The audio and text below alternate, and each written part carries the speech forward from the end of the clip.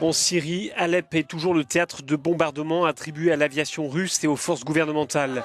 La grande ville du Nord est encore en partie aux mains des rebelles, mais elle est quasiment encerclée par les troupes du régime, appuyées par des combattants du Hezbollah.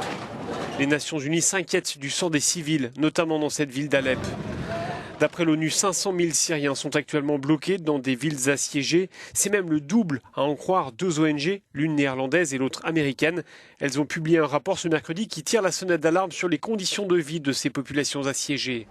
De son côté, le secrétaire d'État américain a accusé la Russie de torpiller les efforts diplomatiques en Syrie. Ce que fait la Russie à Alep et dans la région rend les choses beaucoup plus difficiles pour pouvoir se mettre autour d'une table et avoir une conversation sérieuse, a affirmé John Kerry.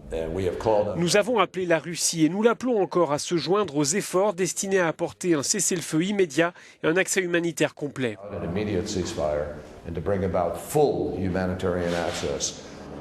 Par ailleurs, la capitale syrienne a été ce mardi la cible d'un attentat suicide perpétré par le groupe État islamique. Au moins 9 personnes ont été tuées dans l'explosion d'une voiture piégée.